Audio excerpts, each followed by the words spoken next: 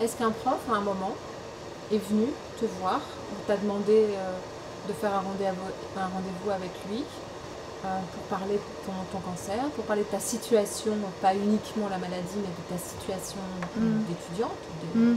scolaire? Est-ce qu'à un moment, il y a eu ce face-à-face? Oui, sauf que c'est pas les profs qui l'ont demandé, c'est ma mère qui l'a demandé. Donc, ouais, et puis ils écoutaient sans écouter. Dans leur tête, c'était. Et ils pensent encore que c'est ça, c'est Tess, elle loupe les cours et elle se sert de son cancer pour louper les cours.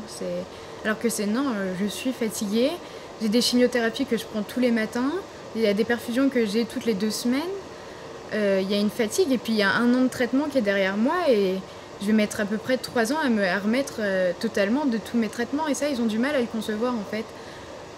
Mais ouais, puis rien n'est mis en place pour moi quand je suis fatiguée, voilà, je pars, mais les profs ils comprennent pas forcément. Le fait que je parte en plein milieu de la journée, que je rentre chez moi, ils pensent que je vais me la couler douce, dormir et tout ça. Donc oui, je vais me la couler douce, dormir et tout ça, mais c'est parce que moi j'ai une fatigue qui a été accumulée pendant un an de choses difficiles aussi, de chimiothérapie, d'aller-retour entre Paris et chez moi, il y a quand même 2 heures de route. Et le week-end, voilà, je dois me remettre en général de ma chimiothérapie que j'ai eue le vendredi et je dois faire mes devoirs en plus. Ils comprennent pas que je puisse avoir des empêchements en fait. Contrairement à une adolescente de 17 ans qui peut aller en cours tous les jours, qui a aucun problème, qui est juste fatiguée parce que c'est l'adolescence.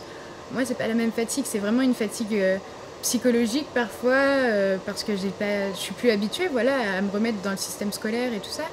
Mais c'est aussi une fatigue émotionnelle, d'être avec des gens, de me sociabiliser tout le temps. Alors que pendant un an, j'étais avec ma famille.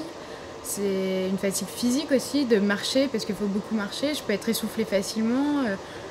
Et il n'y a rien qui est mis en place pour ça. Donc, Est-ce que tu as été en fauteuil à un moment? Est-ce que oui, tu as... enfin pas au lycée, mais j'ai été dans un fauteuil un moment pour me déplacer, parce que j'avais du mal à me déplacer. Mais au lycée, non, je suis pas en fauteuil, j'arrive à marcher, etc. Mais plus doucement que les autres. Et les profs ont du mal à comprendre que je sois moins rapide que les autres, en fait. Et même si ils le comprenaient, ils pourraient rien faire finalement, parce qu'il faut que... Il y a 40 élèves, il faut que les 39 autres travaillent vite et bien selon le planning de l'année, quoi. Et moi, je peux pas forcément suivre, mais il n'y a rien qui est mis en place pour moi, rien du tout. Et du coup, je me retrouve parfois toute seule, face à une charge de travail qui est pour moi énorme, alors que j'ai plein de contretemps, des rendez-vous à l'hôpital, des rendez-vous médicaux et tout ça. Parfois, je fais des malaises, je dois aller à l'hôpital en urgence. Enfin. Et les profs peuvent finalement, même s'ils le voulaient, rien faire pour moi.